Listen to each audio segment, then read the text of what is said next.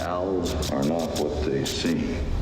I always say, like when you're going down the street, you see many girls, but it's not happening. And then you round a corner and boom, you're in love.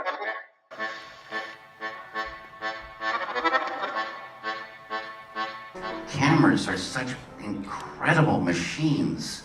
They're beautiful in and of themselves, and whether you like digital or celluloid, there's emotions, the processes, the organic things kick in. It's just magical.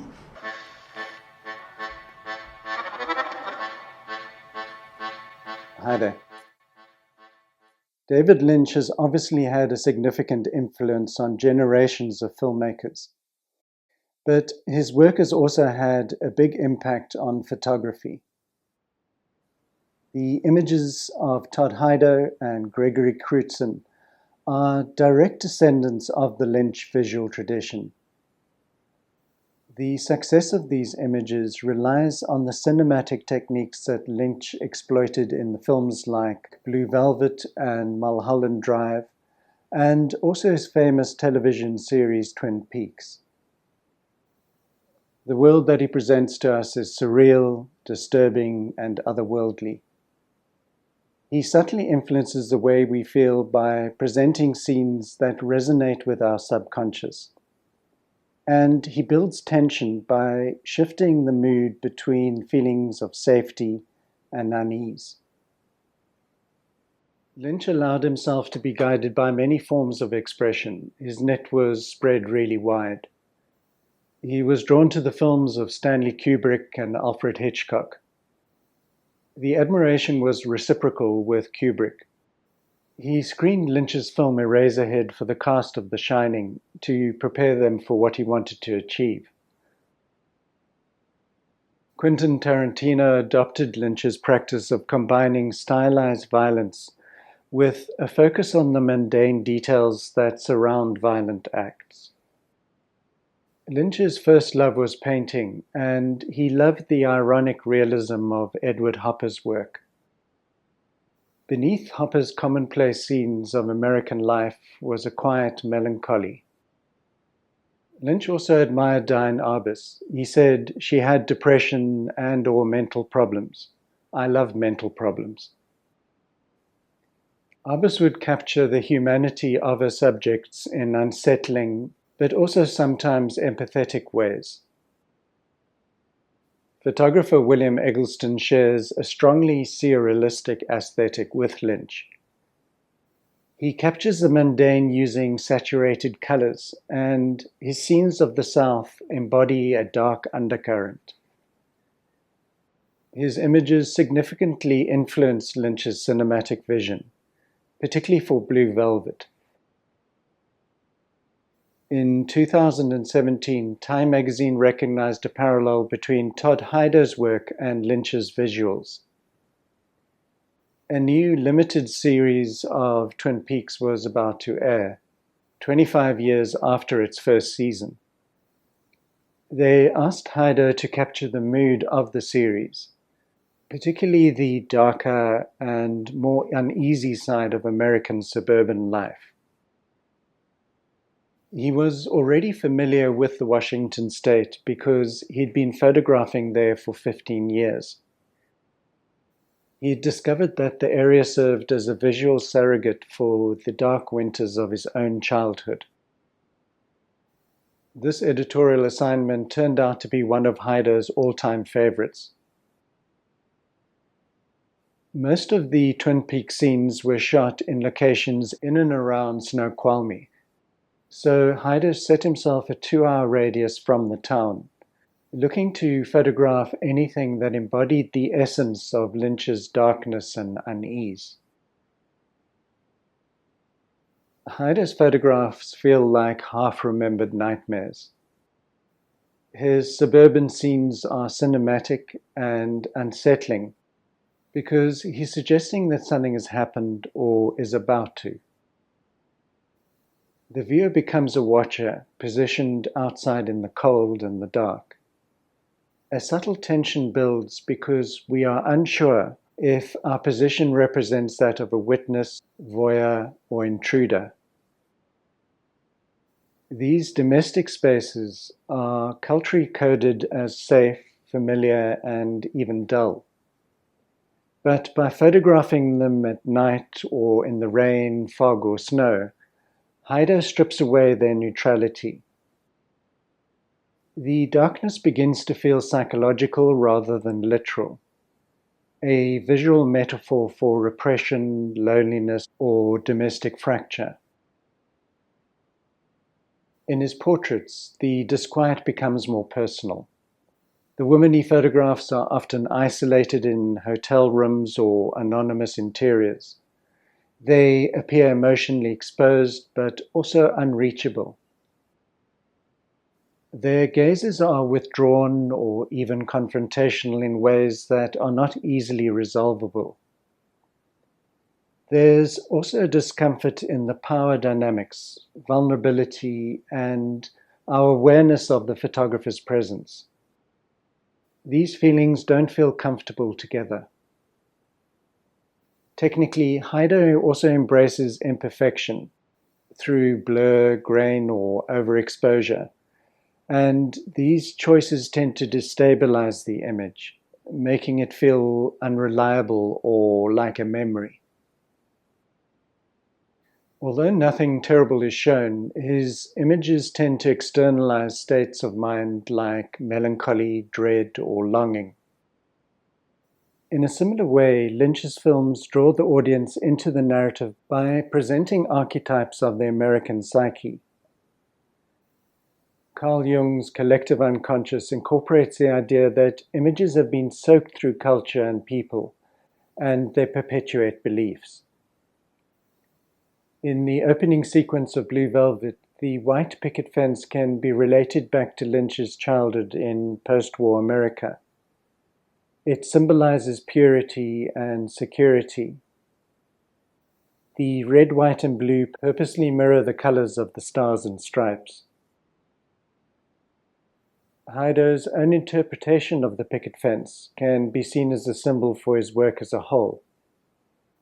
This picture was on the cover of his 2001 book, House Hunting. One has a sense that he's showing us a domestic scene that has been part of the American landscape for generations. Here, the colors provide the drama. Behind the house's curtain, something or nothing may be going on. One room has the warmth of a bedside lamp, while the other has the cooler light of a TV screen. Gregory Crewdson had just begun graduate school at Yale in 1986 when Blue Velvet was released. He went to the cinema on the opening night and the film changed his life. He immediately related to Lynch's interpretation of the American landscape, its veneer of domestic order, and the exploration of its undercurrent of discontent. He understood that Blue Velvet epitomized the idea of the uncanny. Lynch liked to manipulate the viewer's sense of security. In the film, we see firemen waving and children crossing the road under supervision. He's making us feel that everything is going to be fine. But then he reveals the threat that lies alongside this false sense of safety. He cuts to a scene under the grass where we see the bugs and the savageness of life. Using still photography, Crewdson didn't have the means to cut between light and dark imagery. He needs to communicate the tension and otherworldliness within a single frame. In these images, he presents scenes that we have come to regard as normal and safe, but the expressions, gestures, and lighting make us feel that everything is not as it should be. Crewdson spent 7 years working through his obsession with the opening sequence of the film Blue Velvet. He realized that he had to dig deeper within himself in order to express his responses to the film. The series Natural Wonders took 7 years to shoot, and only after he had completed the work was he able to move on to other concerns, which is how art and inspiration works. More recently, Tania Franco Klein has been drawn into the Lynchian universe. She's become captivated by his use of intense color as he builds atmosphere. Her work is sometimes described as an amalgamation of the director's films and William Eggleston's pictures. Lynch would present symbolism in subtle and sometimes less subtle ways. In this scene from Blue Velvet, Isabella Rossellini's character is singing in a club. The viewer senses that the red curtains are concealing something that lies beyond. What mysteries about her life are hidden from the audience? He uses the same symbol again in Mulholland Drive. In this shot by Philip Lorca de Corsia, we are on the inside and the man is watching something on the outside. Sometimes Lynch presents mundane elements that seem to be unrelated to the main plot of the film, just to take the viewer down some absurd or dead-end path. Franco Klein uses this disconcerting approach by incorporating obscure details within her images. She often reveals women trapped in the loneliness of domestic settings, unable to escape the tension of their environment or the stress of how they are seen by others.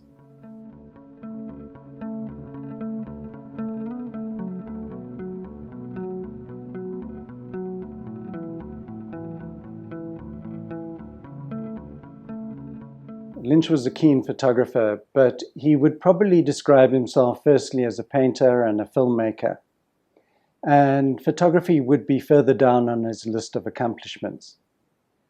But he did not have a thing for taking pictures of abandoned factories. His book, The Factory Photographs, is a collection of images taken over a period of 20 years, documenting abandoned industrial sites across Europe and the US. These pictures mirror the surreal and mechanical aesthetic of his film Eraserhead. I'm going to run some images by photographers who have developed an aesthetic that has in some measure been influenced by Lynch's films. I hope you enjoyed seeing that work. Thanks for watching, and I'll see you next time. The art life is a great life. It's